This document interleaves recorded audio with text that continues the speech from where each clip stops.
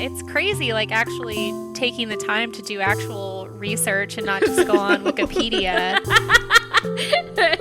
We're not reading Wikipedia articles to each other this week. Yeah.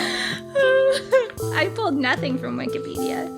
I printed stuff. I printed all my stuff too. I highlighted it. I have notes in the margin. Very interesting. Man. Yeah. Okay. Well, dear listeners, as you can tell by the intensity of feeling that is emitting off of us, this is our magnum opus, really. Our abortion episode. Probably going to be a two-parter. Yeah. We're talking about abortion. You know it. You love it. We have found a lot of really interesting information and facts, stuff that even, Natalie and I are really passionate about this topic, and I learned a lot of new stuff that I wasn't aware of before, so looking forward to having this conversation, kind of sharing that information. So the reason that we decided to talk about this for Toxic Feminine Mystique this week was actually because of Britney Spears, like most things. And like usual. Yeah, I mean, I think we can all agree that the whole testimony that she just gave about the conservatorship, which, did you know that she didn't know that that was going to be, like, publicized? Like, the public was going to hear her testimony? I did not. God. Yeah. She's just like, every human right she has been violated. Yeah, thinking about Britney from the, like the intersection of like disability and also reproductive rights is really interesting. And I think the most egregious part of her testimony is hearing that like she wants to have a baby and the conservatorship has basically mandated that she has an IUD in her body, which is preventing pregnancy. I mean, super fucked up. I mean, if you're aware of America, reproductive justice in this country has been fucked up for quite some time. But it didn't have to be this way. It really didn't. So Natalie and I are going to talk today about the history of abortion in Iowa, as well as more recent court cases, things of that nature. And then our next episode will be talking about how you can really arm yourself as a leftist, as a person who cares about reproductive autonomy when you're having conversations with other people about abortion and reproductive autonomy. And as people with uteruses, this is very near and dear to us, this topic. In my professional life, I've worked with a lot of women in kind of crisis situations where having the ability to get an abortion was something that they absolutely needed to do. And there were a lot of barriers for them to be able to do so.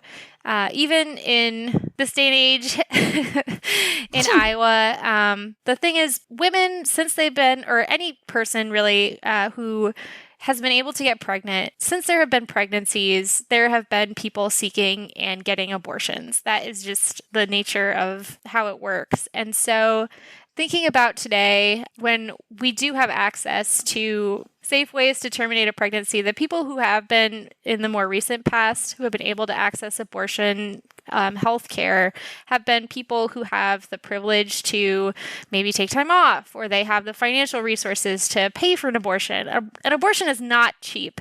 It is not an inexpensive procedure.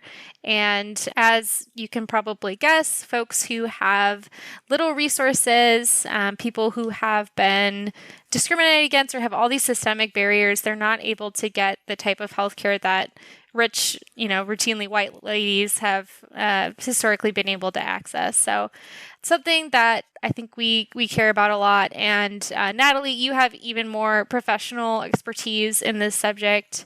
I'll let you talk about that. Yeah, so I spent 4 years working at an abortion clinic, first as a medical assistant, so working in direct patient care, and then as a sex educator when I went out into community and educated people about reproductive health and their options.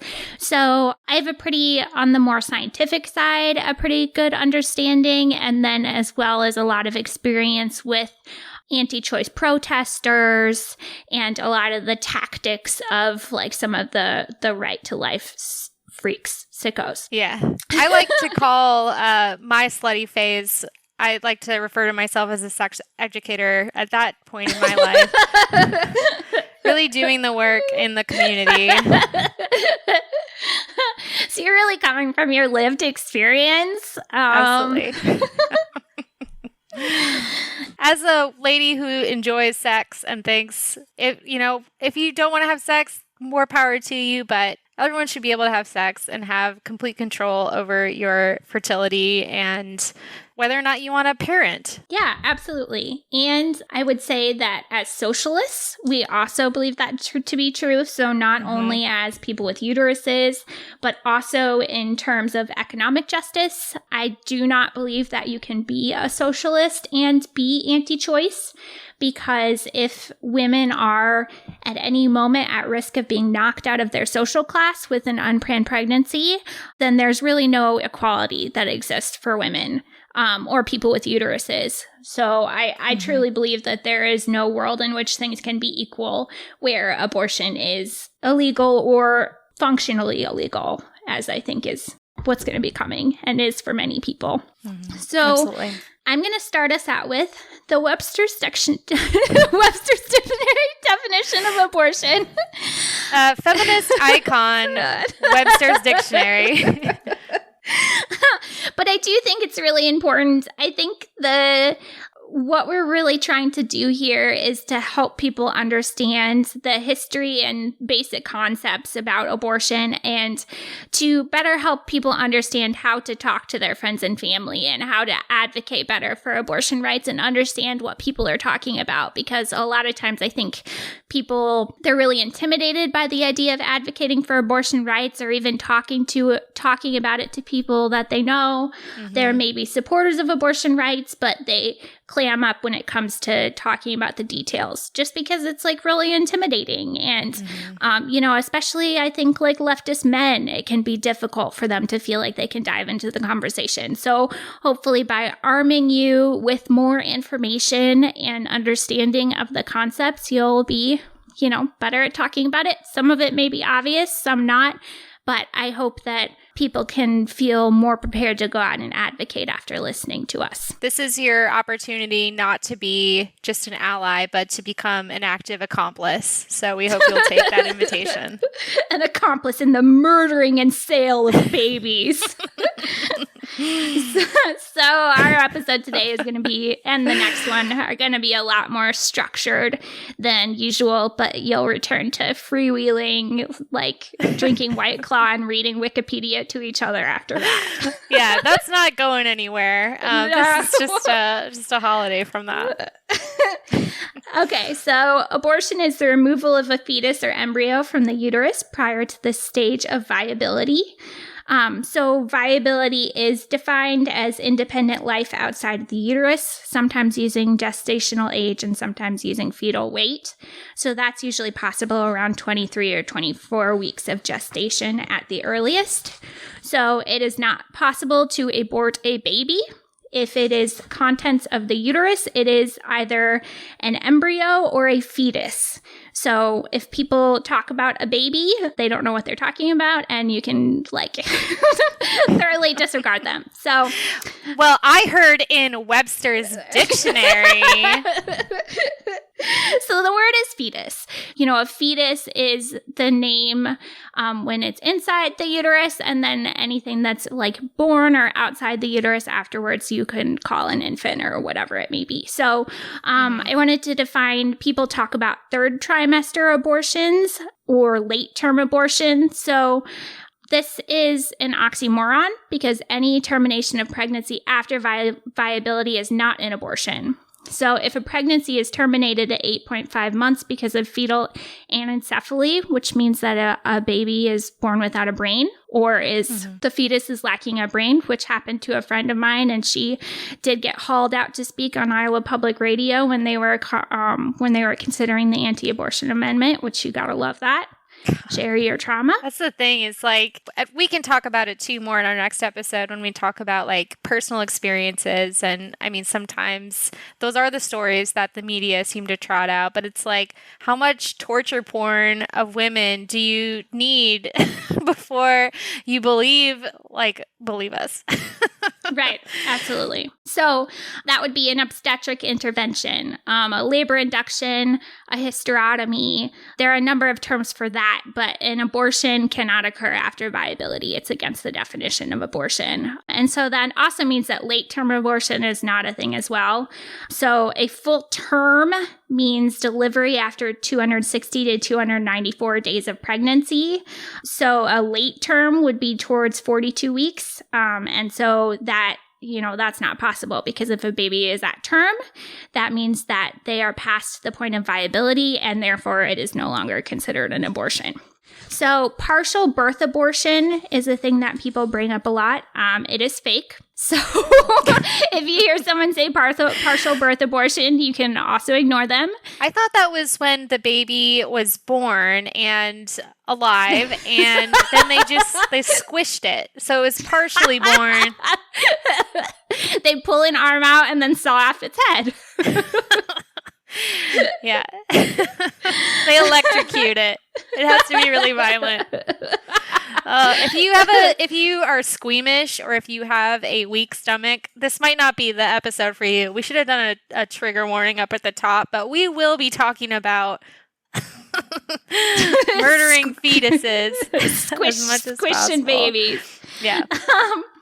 So basically there are two types of abortion. One is medication abortion, which means that you take a two-step series of medicines. That is always done in an outpatient setting, and that is the most common form of abortion, and it is performed up to 9.5 weeks. The Right to Life people don't love to talk about that because it is one of the most safe medical procedures there is, and it's super easy. So that's medication abortion. And then surgical abortion is the other type, which can be done anytime up to that viability point. So there are two different types of surgical abortions. There's dilation and curettage, and intact dilation and evacuation. It's just basically two methods of removing the contents of the uterus. So you're either dilating the cervix and scraping out the contents within the uterus, or pulling the contents of the uterus out and then removing it. So they really try to get into the weeds on that kind of stuff and create terms like partial birth abortion to refer to one particular type of these procedures. But it's just all surgical abortion, and partial birth abortions are fake. So that's that. That's something that the right is really great at, is these marketing buzzwords or something like death tax, death panels, partial birth abortion, things of that nature. They're geniuses at marketing. They're geniuses. They're marketing geniuses. And I mean the term pro-life to begin with. The opposite is pro-death. Which we are, but... Oh, absolutely. Just not of infants. And then the last one I want to talk about is an abortion reversal. Have you heard of this? No. So this is one of the big trap laws that has been circulating recently, is the idea that you have to inform patients who receive a medication abortion of the possibility of an abortion reversal. Oh my God. So what that is when you take the first abortion pill and you don't take the second one, and you take the first one and then the reversal is giving someone a massive shot of progesterone. This is unregulated, untested, it's dangerous, it's absolutely insane. So no doctor would ever do that. If you want to get the so-called abortion reversal, you have to go to a completely unregulated crisis pregnancy center. Of which there are many. Of which there are many. So, for instance, the Planned Parenthood in the Quad Cities had an abortion reversal center across the street, which is a thing a lot of times those anti-choice clinics will do, which is they buy up space near Planned Parenthoods or whatever, whatever other abortion clinic so that they can attempt to siphon people off before they realize that they're not going to an actual abortion clinic. So they'll advertise abortion reversals there. But just know if you hear that, it is lawmakers attempting to tell doctors that they have to imply that dangerous, untested procedures are somehow available and would be able to reverse an abortion, which is, not possible. So a certain number of people who take the first one and not the second of the 2 pills will have a pregnancy that, continues to carry on, and then they would need to do a surgical abortion. So basically, it can sometimes seem like it's working just because the first pill is one of 2 steps. And if you don't do both steps, it's, might not complete. But this is untested. This is human experimentation. It's extremely disturbing and unethical. And if you hear people talking about that, that's what it is. So There's some basic terms so that everyone has an understanding of what we're talking about. Going to get into some legal terms later, but I will hand it over to Stella to talk about the history. Great. So most of what I'm about to share comes from a piece that was published for the Iowa State Historical Society back in 1989. It was written by James C. Moore. His name is C, like the initial Moore, not Seymour. Seymour abortions. Yeah, that almost sounds like a Bart Simpson prank. No, his name is James C. Moore, historian, academic, specializing in the history of U.S. healthcare, especially reproductive justice, and also a Civil War buff. If you look up his picture, you will note that he has a fantastic mustache and bow tie. When we say dudes rock, we only mean this guy. So his piece is called Iowa's Abortion Battles of the Late 1960s and Early 1970s, Long-Term Perspectives and Short-Term Analyses. And again, this came out in 89. I was super excited when I found this article because it reads really well, and there's a lot of really interesting stuff that I had never heard about before. And then as we were preparing for this episode, I was doing some more research and found out that Gavin Aronson, friend of the pod, enemy of toxic feminine Mystique, found out we were doing this episode and then traveled back in time 2 years to publish an article that heavily cites this source that we'll be citing very heavily. I'll just note that we are not journalists. You're here for our takes. So we're just comedians. We're not journalists. You can't hold us to account. No. But if you like what you hear on Toxic Feminine Mystique this episode and you want to learn more, the article that he wrote for the Iowa Informer is a great resource as well, without as much editorializing. And the question that I kind of wanted to ask as we were getting this started was, and I didn't know the answer, was before Roe v. Wade in 73, 74, was abortion legal in Iowa? And the short answer is that it is complicated, like all things. And so before we kind of dive into this article, I just wanted to note really quickly, efforts to legalize abortions in Iowa repeatedly failed through 1973, and it was the United States Supreme Court, not the Iowa legislature, that overturned Iowa's 19th century anti-abortion statutes. So the first session of the Iowa Territorial Legislature passed a general criminal code that contained language designed to permit the punishment of people who poisoned their fellow citizens. Among the poisons prescribed were abortifacients. Is that how you say that word? Abortifacients. Abortifacients. This is just like when I learned the word abolitionist from reading and pronounced it abolistine for like 2 years. All right. We don't have to spend too much time on that. So among the poisons prescribed were abortifacients.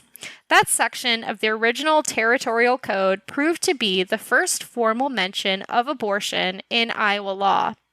When the Territorial Code was revised in 1843, the attempt to abort a pregnant woman by any means, not just by poisons, became criminal, but only if the attempt was made after quickening. Do you know that term, quickening? Yeah, it's when you can feel the fetus move. Yeah, it's such an old-fashioned kind of term, but yeah, so quickening was the first perception of fetal movement by the mother herself, and the legislators who drafted and passed these early statutes surely knew that quickening usually takes place near the midpoint of a normal gestation, at the end of the 4th or the beginning of the 5th month of pregnancy. In adopting this policy, Iowa lawmakers were following long-established precedent, for the quickening doctrine had been in effect in American law, both common and statute, since the founding of the Republic. So modern analysts might conclude from these early actions that Iowa policymakers have opposed abortion since territorial days. The argument would be true, but only to a very limited extent. Iowa lawmakers did not want apothecaries poisoning women, and they did not want anyone trying to induce abortions on women with fairly advanced pregnancies, partly because they believed that the potential for harm from an abortion increased with the length of the pregnancy. Which is true. Yeah, right? So it sounds like at the time, apothecaries or pharmacies, like anyone could say they were a doctor, right? Like you could get cocaine like over the counter. So it was more to do with protecting women's lives than regulating whether they were carrying a pregnancy to term, it sounds like. It would be equally true to conclude that Iowa policymakers during the territorial period were remarkably tolerant of abortion, provided it was undertaken early, since the territorial codes that made late abortions subject to indictments for manslaughter also, in a sense, reaffirmed the long-standing legality of abortions performed prior to quickening. Subsequent events support the second interpretation. The first of those was the enactment of Iowa's state code in 1851. That compilation dropped the criminal sanctions against late abortions, which had appeared in the territorial laws, and Iowa entered the Union without any statutory policies on the subject of abortion, hardly evidence of deep concern about the practice. The second revealing event was a court case known as Abrams v. Foshee and Wife, 1857, which sounds like like a crazy play that you'd see at a community theater. So the case was an action for slander. Mrs. Foshee was alleged to have publicly accused Mrs. Abrams of aborting herself. On appeal before the Iowa Supreme Court, attorneys for the Foshees concluded that an accusation like the one Mrs. Foshee made might injure a woman in the estimation of the community, but it was not formally slanderous. It was closer, they argued, to accusations that Mrs. Abrams was a common tattler or liar, or that she indulged in the use of profane or vulgar language, that she was a drunkard, or the like. And the Iowa Supreme Court agreed. To accuse someone of practicing abortion was unpleasant, but not slander, and the justices stated explicitly that abortion before quickening was no crime in Iowa. The Abrams decision was published in 1857, and the following year, a Keokuk physician, who was upset by this, wrote his state senator urging enactment of a law against feticide. The legislature complied, but in limited fashion. The 1858 Iowa abortion law made the administration of drugs or the use of instruments on any pregnant woman, with the intent thereby to procure the miscarriage of any such woman, a crime punishable by up to a year in jail and up to a $1,000 fine. But the word pregnant meant quickened, and the word intent made the crime virtually impossible to prove. Moreover, the Iowa Supreme Court ruled in 1863 that the 1858 statute could not be invoked against women who attempted to abort themselves by any means. It is clear to us from the wording of the 1858 law that it was the person who used the means with the pregnant woman to procure the abortion and not the woman herself that the legislature intended to punish. Irregular abortionists and local midwives who performed abortions could be harassed under the 1858 law, which is quite probably what the state's established physicians wanted in any event. But the state made clear that the women of Iowa themselves would not be indicted for actions they took to end unwanted pregnancies. The overall result of these early abortion-related laws and decisions created in Iowa a sort of benign neglect toward the practice. Abortions early in pregnancy were tolerated, and the practice was almost certainly widespread in the state by the 1860s. No Iowa-specific data exists from that era, but in the nation as a whole, the abortion rate probably rose to 1 abortion for every 4 or 5 pregnancies, which is really interesting, I think. That is really interesting. A special report on abortion presented to the Iowa State Medical Society in 1871 maintained that Iowa was keeping up with the nation in this respect, for abortion had become a significant means of family limitation throughout the state. People on the coast think we're so backwards, but in the 1870s, we had a comparable abortion rate, so... Abortions performed after the midpoint of a pregnancy were technically illegal, but the crime was virtually impossible to prove, and authorities made no apparent effort to enforce the letter of the law. When the General Assembly decided to revise the state code in 1873, legislators asked the Secretary of State to compile for them the last 2 years of criminal convictions in Iowa, complete with sentences, the types of persons involved, and similar information. That official did not report a single conviction for abortion during 1872 or 1873, nor did the new code alter the state's abortion policy. So very much like it's permissible, it's tolerated, and it's super interesting to me too. Like, we talk about the language of around pregnancy and abortion and the fact that quickening had to occur before it was even considered remotely a crime. Right, and that's a lot of the religious language as well. Like, they don't perceive the soul as having entered the body of the fetus till quickening. Mm-hmm. So James Moore, he has a lot of interesting asides around how, or I guess, well, we'll get into it. Justin, cut out everything I just said and start here. Elsewhere in the nation, organized physicians operating under the banners of the AMA and state medical societies pushed during the 1870s for an abandonment of the ancient quickening doctrine and for new statutes that would make abortion at any time during pregnancy a crime. These anti-abortion physicians were remarkably successful in most states, but made little headway in the Iowa legislature. They won a major victory in the courts, however, in 1878, when the Iowa Supreme Court upheld a conviction under the 1873 code for an abortion performed prior to quickening. This decision, known as State versus Fitzgerald, introduced in Iowa the policy that legislative pressure had produced elsewhere. To attempt to abort a woman at any point in gestation would henceforth be an act liable to criminal prosecution in Iowa. 4 years later, in 1882, the medical establishment, as if to emphasize the new policy, spearheaded a successful effort in the General Assembly to lengthen the possible sentence for performing an abortion from 1 to 5 years. In 1886, the Iowa Supreme Court sustained the principle that death resulting from an abortion would be treated as second-degree murder. This ruling would remain in effect in Iowa through the first half of the 20th century, which placed the state in the middle of national trends. We're average. Ooh, it is important to point out that anyone could be a doctor at this point, and they were basically like your barber was more trustworthy than. Yes. I mean, they are going in there like refusing to wash their hands and sticking their hands up your hoo-ha. They used to wear black because when they made house calls, because they were covered in so many bodily fluids. That's why they wear white today. So you can kind of see where they've been.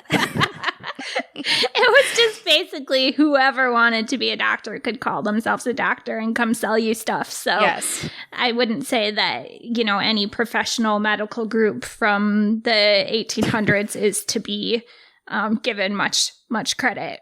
Yeah, no, I think you're absolutely hitting on a really important and interesting point. And that's Professor Moore says that the reason that physicians who really don't have very much credibility as a profession are coming out against abortion is because it's typically midwives and other types of people who are administering them. But then we'll see later on in the 50s and 60s when doctors are well respected, well regarded, that's when they think that, well, a woman's decision to have an abortion should be between her and her doctor. And that's when, as a profession, they really start to advocate for legalization and more permissibility around abortion. That's so interesting. I never thought of the between, a woman and her doctor language, but Yeah. Those That's a really good self-serving. point. Yeah, no kidding. And there's absolutely no reason why a midwife or nurse practitioner shouldn't at the very least be able to oversee a medication abortion. It's one of the safest possible procedures that a human being can undergo. Much safer than pregnancy. Oh my goodness, much safer than pregnancy. So it's kind of interesting. I mean, I think there's similar stuff around like formula and, there's, sorry, go ahead. So anyway, if you are seeking an abortion and someone helps you get it and you die, that is second-degree murder, according to the Iowa Supreme Court as of 1886. This ruling would remain in effect in Iowa throughout the first half of the 20th century, which placed the state in the middle of national trends. So this was a pretty common policy state to state. 50 years later, in 1936, 11 states would be punishing abortion-related deaths more severely. 20 would be punishing them less severely, and 15 would be treating them just as Iowa did. Finally, in 1915, the word pregnant was dropped from the abortion section of the criminal code, and with it went all ambiguity about the question of quickening, a formal, if somewhat belated, recognition that Iowa law had changed from our territorial days. Even with the dramatic legal shifts of the late 19th century, substantial evidence suggests that abortion remained a reasonably widespread practice in Iowa, just as it did in other states, criminal statutes notwithstanding. Court records from the turn of the century indicated the existence of sanitariums where various operators, including some trained doctors, performed abortions on a regular and quite openly business-like basis. The most famous abortionist in Des Moines, Carrie Rowley, practiced from the teens through the 1930s. In 1933, she claimed that she would be rich if she had been paid for all the abortions she had performed, that she produced abortions to save disgraced girls, and that she was glad to do it. If I had a nickel for every abortion I did. Hell yeah, queen. Yeah, we love it. She was just in it for the love of the game. As a rule, even people like Rowley, who is not a trained or licensed physician, just a badass, encountered the authorities only when a patient died. So don't let your patients die. The best figures on abortion rates in Iowa, specifically during the first 3 decades of the 20th century, were amassed by E.D. Ploss in 1931. He was a physician who wanted to find out whether abortion was as common in rural areas as it was in urban areas. And this, I think, is really cute. Professor Moore says, fortunately, for present purposes. He's talking about his own article. That's so cute. Fortunately for me, he decided to look at Iowa. Oh man, no one at us if he is a monster, because I need him to remain just a academic, big bow tie, big mustache, big interest in the Civil War and abortion. Love this guy. Altogether, they had overseen approximately 51,000 deliveries. They also reported seeing over 6,600 induced abortions, at least 90% of which were technically criminal. A few were therapeutic and hence legal under a ruling that allowed abortion to save the life of the mother. More than half of the doctors surveyed saw those rates as holding steady in Iowa.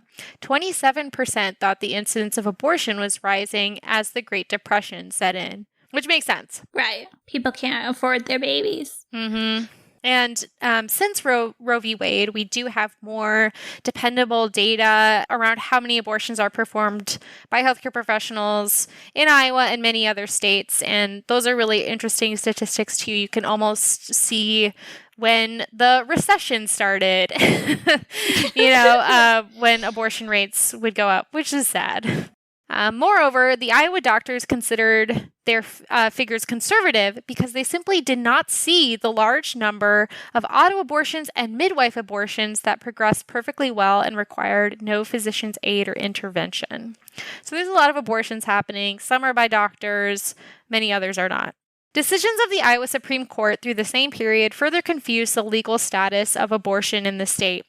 While the court remained firm on the issue of abortion-related deaths, it made the crime of abortion itself, as distinguished from actions arising from abortion-related deaths, difficult to prove. Between 1899 and 1928, a series of rulings made clear that the death or even the presumed death of an unborn fetus was considered a threat to the life of the woman carrying it and therefore justified an abortion, that anyone could attempt an abortion as long as the life of the woman appeared to be at stake, and most importantly, that the state had the burden of proof to demonstrate the abortion was not necessary. So these rulings help explain why people performing abortions in Iowa rarely encountered the authorities unless a patient died. Even then, conviction was difficult if the practitioner was a licensed physician. The state's attorneys general from 1927 through 1932 reported only one indictment in Iowa for violation of the state's anti-abortion statute. Neighboring Minnesota, by comparison, where anti-abortion statutes were more continuously and aggressively enforced by state authorities, brought 100 indictments, which resulted in 31 convictions in the period from 1911 to 1930. Thus, following a century of somewhat contradictory legal activity on the subject of abortion, Iowa emerged from World War II facing a situation common to almost all of the other states as well. Abortion was formally illegal, though quite widely practiced in a semi-clandestine fashion and quite rarely prosecuted. As interpreted by the courts, Iowa's anti-abortion statutes functioned as something akin to malpractice indictments in advance. If bona fide physicians were willing, for whatever reasons, to undertake occasional discreet abortions, they could probably do so with impunity. Even non-physicians and pregnant women themselves could try to induce abortions and seldom risk punishment, provided that it went okay. But if the procedure was botched, and especially if a woman died as a result of an attempted abortion, hard questions would have to be answered, and stiff penalties from the state courts were likely. So, early in the 1950s, the Iowa Supreme Court sent a signal that this paradoxical and inconsistent situation might no longer be so lightly tolerated. Dr. J.A. Snyder, an elderly physician from Roland, Iowa, was indicted for violation of the abortion statutes, even though all the procedures he was accused of performing went well. The prosecutor who brought the indictment had assembled 15 women who were willing to testify that they had received abortions from Dr. Snyder during 1950 and 1951. When the local judge refused to grant the witnesses immunity, all but one of them withdrew. Cowards! On the testimony of the lone remaining woman, however, Dr. Snyder was convicted. On appeal in 1953, the Iowa Supreme Court upheld the conviction, notwithstanding the fact that Snyder had been a duly licensed physician in the state for more than 40 years. Because he had the woman return to his office after dark, and because he did not give her a general physical examination, the court reasoned that he was merely providing an abortion and was not really concerned about her health, much less fearful for her life. So he didn't quite have enough plausible deniability. Delivered in a climate of conservative politics and in a period of resurgent domesticity, the decision presaged an era when abortions might become difficult to obtain, even for sophisticated women with access to friendly and well-paid physicians, let alone for poor or desperate women. Right? Like we see this nuclear family kind of very traditional gender roles occurring in the 50s. While legal authorities moved during the 1950s to resolve the inconsistencies in Iowa's abortion policy by stepping up enforcement of the letter of the law, other people in the state were beginning to consider resolving the inconsistencies not by enforcing the law more vigorously, but by redrafting it. The advocates of change in Iowa and elsewhere held many different views through the late 1950s and early 1960s, but most agreed by the middle of the latter decade that abortions performed early in pregnancy by competent physicians for reasons they deemed physically or mentally appropriate should no longer be prescribed as criminal acts. In the General Assembly of 1967, State Senator John M. Ely Jr. of Cedar Rapids introduced a bill that would have brought about such a change. So his bill, the first formal legislative proposal of its sort in Iowa in over a century, eventually expired, but it proved in retrospect to be the opening round of what would become, from 1969 through 1973, one of the most tumultuous and emotional battles in Iowa political history. And then Roe v. Wade passed, so it was all forgotten. The General Assembly did not meet in 1968, but in 1969, the advocates of abortion reform returned to Des Moines, stronger than ever before and determined to alter Iowa policy. Senator Minette Doderer of Iowa City and Representative Richard Rattle of Lane County submitted liberalizing proposals, but legislative activity in 1969 centered on a bill that emerged from the Senate Committee on Social Services.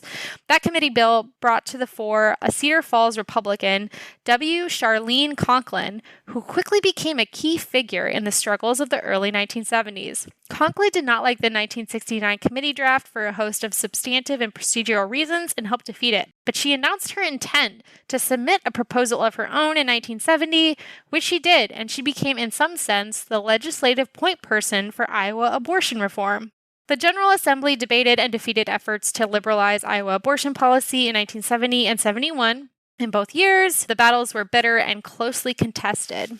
Following the respite of 1972, the General Assembly reconvened in January 1973. Many observers believed that the advocates of liberalization were on the brink of success at the state level, for they had made significant gains in each of the previous years.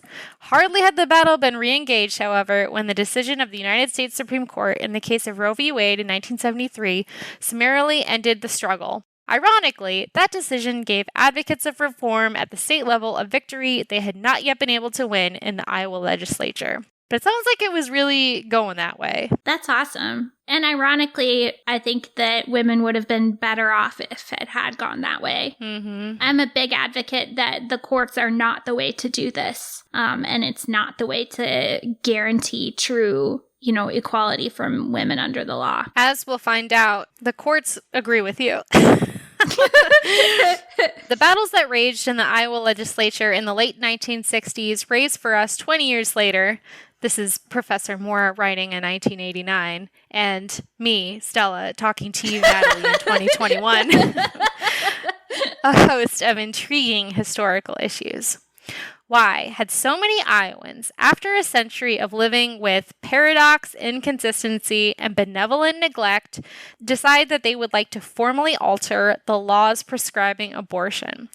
Why did so many other Iowans rise to such passionate and politically powerful defense of the state laws when most of their fellow citizens for 100 years had apparently paid little or no attention to this policy one way or the other? Why indeed? I'm glad you asked. Professor Moore identifies 4 broad factors that energize the proponents of liberalization. So these are the people who want abortion to be more readily available. What would you guess if you had to guess maybe 1 or up to 4, I suppose? 4 things that energized people? So after, since Iowa was a territory and then until the late 60s, early 70s, what are some reasons that you think people would suddenly want to change the laws so that abortion was legal and more permissible? I don't know. Let me know. So the first reason was a growing national concern about overpopulation. Oh, great. We love that. Oh, no. Is there going to be some civil rights things too? So overpopulation is definitely a racist dog whistle. Absolutely. Right. It's something that eugenicists have touted for a long time. It's a bullshit kind of fake argument. Yeah. Also, at this time, there were 2.8 million Iowans, and now today I think there's like 3-point-some million Iowans, and there's plenty of room here. If you've ever been to Iowa, we could fit a lot more people. I mean, when people say overpopulation, you know what kind of people they think shouldn't be reproducing. The administration of President Lyndon Johnson, which spanned the middle years of the 60s, was the first one to spend substantial amounts of federal money on programs of fertility control. Iowans clearly shared the national concern about overpopulation. Richard Rattle, who had co-sponsored one of the unsuccessful abortion liberalization bills in 1969, had stressed the threats of overpopulation. All of our current environmental problems are closely related to the issue of overpopulation. Iowans had to enact meaningful legislation on subjects like abortion in order to keep ourselves from being inundated. Other people's babies, as Steve King would say. Yeah, exactly. The question of population was so closely linked to the question of abortion in Iowa that the Des Moines Register's most famous and most often cited Iowa poll on abortion, which came out in January 1971, revealed a clear majority in the state for abortion liberalization, asked people whether they thought the legislature should also set legal limits on family size. More telling still was the response of Iowa citizens to abortion-related appeals from population control groups. In February 1971, the Black Hawk chapter of Zero Population Growth ran a piece in the Waterloo Courier urging citizens to support abortion reform for population reasons. The announcement contained a section that readers were to clip out, fill in, and send to their state legislator. I like that. Some newsprint democracy happening. The positive response generated by this ad was the largest of its sort in the Conklin papers, clear evidence that appeals for a liberal abortion policy in the context of concern for overpopulation had substantial impact at the grassroots level in Iowa. Equally telling were the frequent allusions to population concerns expressed in hundreds of letters to other legislative supporters of abortion reform. Earl M. Willits, a careful and almost scholarly state legislator from Ankeny, Skankeny. Careful and almost scholarly. Oh, Professor Moore. Almost. What would he have to do to be scholarly? He eventually concluded that population control was one of the two most important reasons why so many Iowans favored legalization, or re-legalization as it were, of abortion by 1970. No wonder when he received letters like the following, which you can read in State Historical Archives, I believe. As young Catholics, both my wife and I believe the Church's stand against abortion is not in keeping with the times. We are concerned with the population problem and think each child brought into the world should be wanted and planned for. A second factor that proved important both in the nation as a whole and in the state of Iowa in particular was related to perceptions of fairness. The poor and the unsophisticated had a much harder time obtaining abortions under the old system of benign neglect than did the wealthy and the well-connected. This inequity appears to have influenced several prominent groups around the state, especially social workers and mission-oriented clergy. Fairness was also an important issue in the decision of the Iowa YWCA to support repeal of the old law, a decision the YWCA reached as early as 1966. The Iowa Conference of the United Church of Christ urged all of its pastors to favor repeal of the state's anti-abortion law, in part because the rich and middle class can terminate a pregnancy safely, legally or illegally, because they can afford to pay for it, while pregnancy termination is not readily available to the poor because of its cost, introducing another form of discrimination. Abortions were expensive. Dr. Snyder, the man whose conviction in 1953 had signaled the possibility of stronger enforcement of the law, was charging his patients $50 in 1950, which was a substantial sum indeed. I looked up how much this would cost in today's dollars in 2021, and that was $560 a pop. And by pop, it's more I mean now. an abortion. Is it really? Yeah, it's around $700 for a medication abortion and around $1,100 for a surgical abortion. That's something I don't think people realize. For some reason, I think the last time I looked into it, it seemed comparable to that. That is, absolutely a barrier. Like, if you can't afford an abortion, how are you going to afford raising a child? Yeah. And on top of that, private insurance usually covers it, but Medicaid cannot. Yeah. So it's like out of pocket. Rich women aren't even paying anything. So fucked up. So fucked up. Another group that kind of had a dog in the fight was Iowa college students that were also sensitive to this question around fairness and access. The student government in Iowa City raised conservative hackles in the fall semester of 1971 by voting funds for abortion counseling and abortion services to students who could not afford them. Then their actions were overruled by university authorities under pressure from Des Moines, so the students created a special loan fund for the same purpose. Hell yeah. Yeah. Those activist college students. Yeah, hell yeah. Similar concerns were expressed and similar conversations were happening at Drake University, Iowa State, and UNI. The inequities of the old system played an important role in forcing the issue before the legislature. So the third factor was medical opinion. So this proved to be a third critical factor in precipitating the abortion debate 20 years ago, or, gosh. I always feel like whenever I try to do math, that it's the year 2000, and I count back from that. I guess we're 50 years out from it today, but during the 1950s, just as the state's anti-abortion laws began to be more vigorously enforced, even against physicians, medical statisticians medical statisticians demonstrated that abortions had actually become safer for pregnant women than going full term and bearing a child. Though no one, of course, was prepared to argue that all pregnant women should therefore be required to undergo abortions to protect their health. I mean, no, I'm just kidding. What's the safe choice? These figures undermined the female safety justifications that had once proved important to 19th century legislators and jurists. That, I think, is one of the most interesting parts. When Iowa was a territory, the idea was, the later in your pregnancy you go, it's less safe for you to have an abortion at that time. So that's why we don't want to allow it. But then in the 50s, it's actually safer to have an abortion early. The argument that women are safer going to full term with their pregnancy and having the child at that point is no longer a thing. Or they realize that it's much more dangerous to not have an abortion at that time. Does that make sense the way I said that?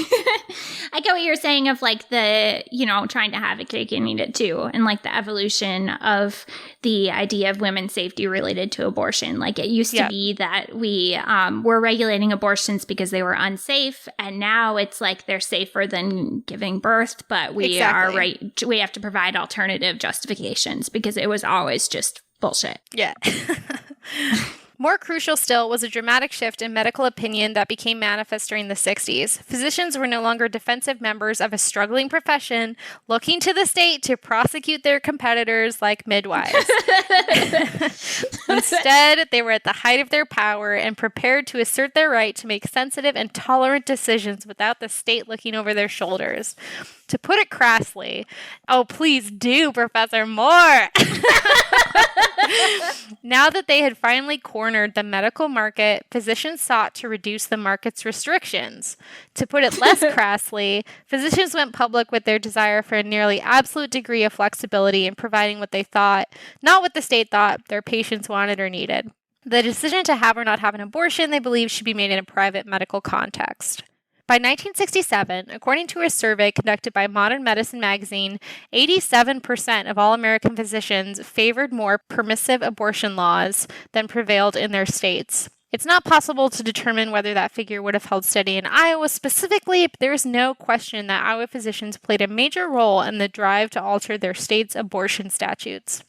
Physicians worked hard to change Iowa abortion laws during the 6 years of open struggle between 1967 and 1973.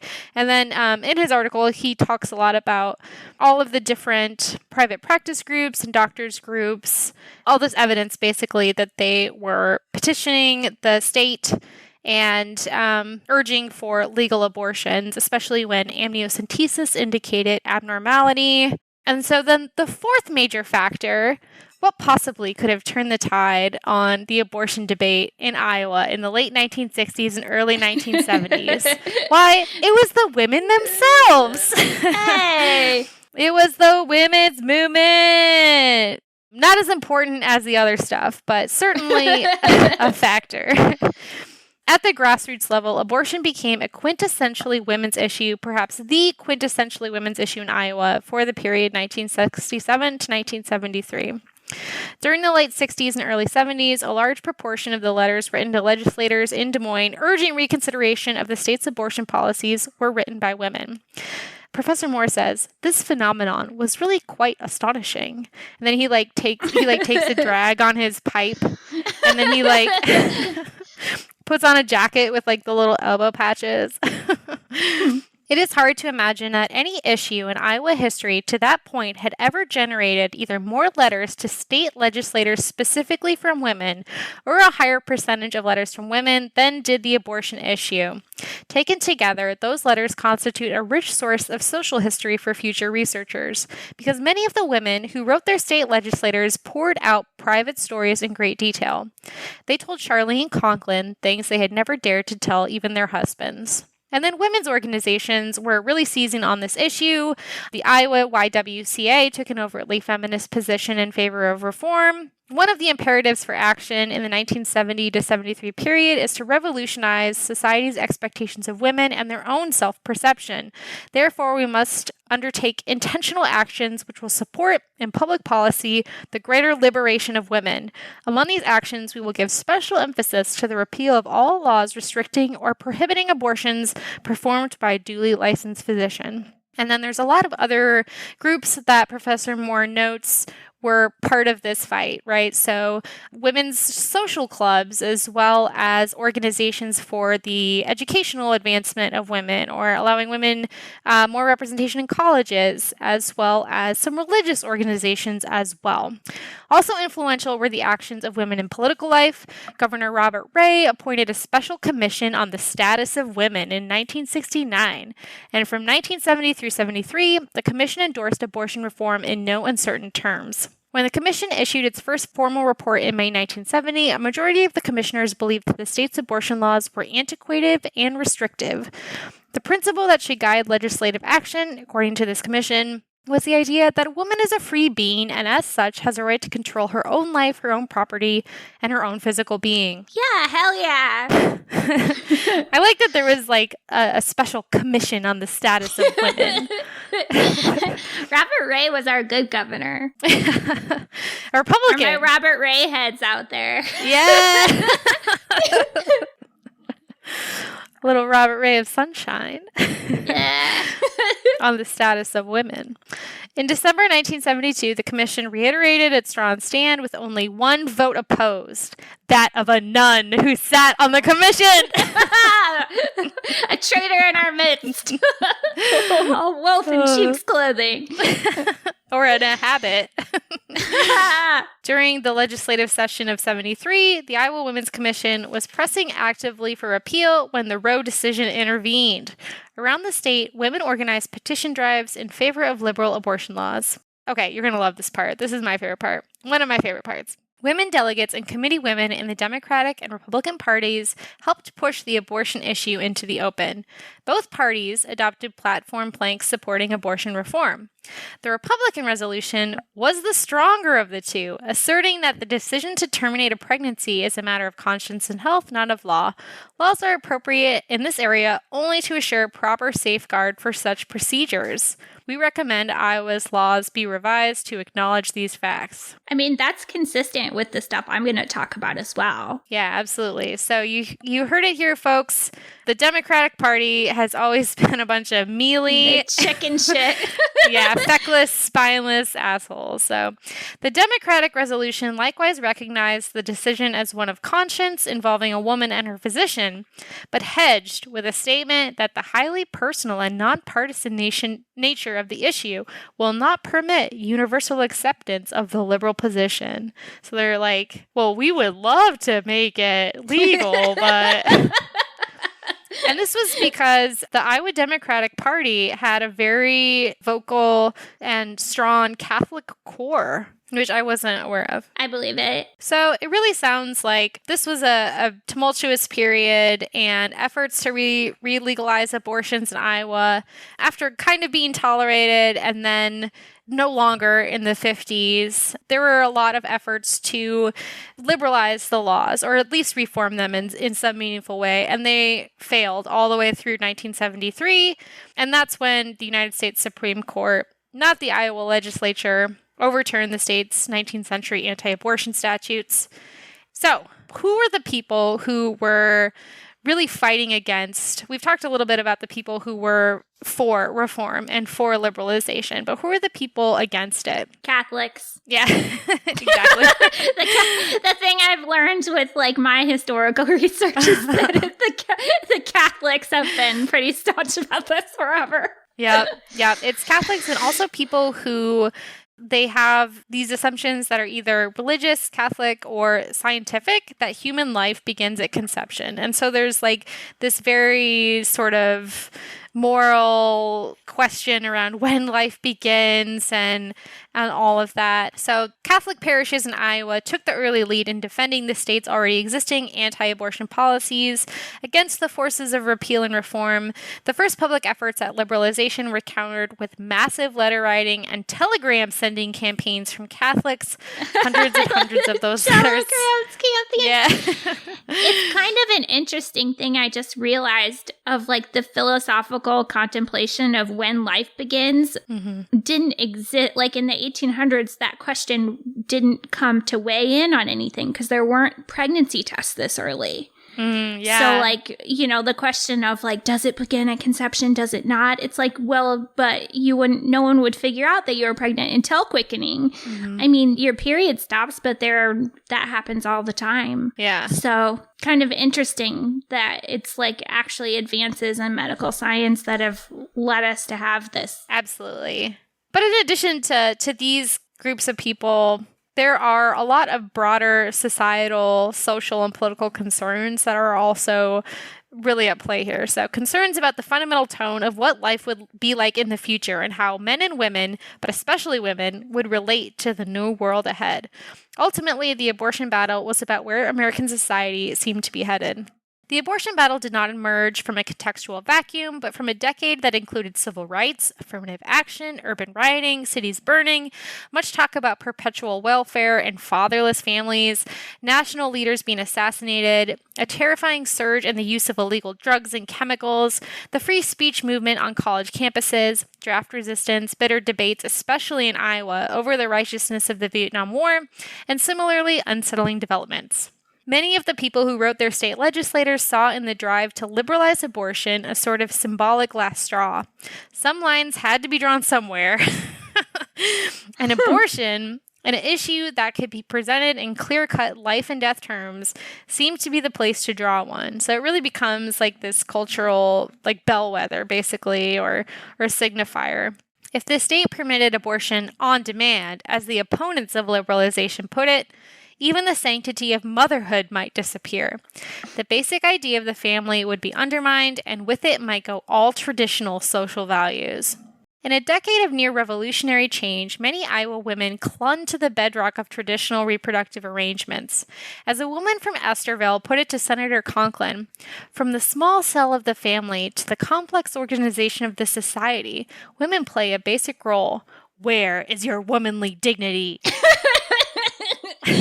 The same feminism that galvanized unprecedented numbers of Iowa women into the movement to liberalize the state's abortion laws drove others to fear for their own futures and for the future of society. Without traditional values, argued another woman, men will get ideas of abusing women. Oh, yeah, because they didn't do that before. Yeah. They invented spousal abuse when they passed Roe v. Wade. It was invented then, yes. Their own male responsibilities would be stripped by the proposed laws. A couple from Iowa City saw the feminist issue of autonomy as unrealistic. In the abstract, man or woman has an absolute right over their body and its life. However, in the practical order of civilized societal living, this right has been modified by human laws throughout the ages. Modern woman must still reside in our society, and she needs to modify her right over her body for the good of the group, the same as everyone else. I mean, it's absolutely bonkers. Like, we grew up with, contraceptive options and birth control, like the pill just being something that, like, it's absolutely, you cannot undervalue the societal impact that giving women the ability to prevent pregnancy really had on everything, every element and it really freaks some people out.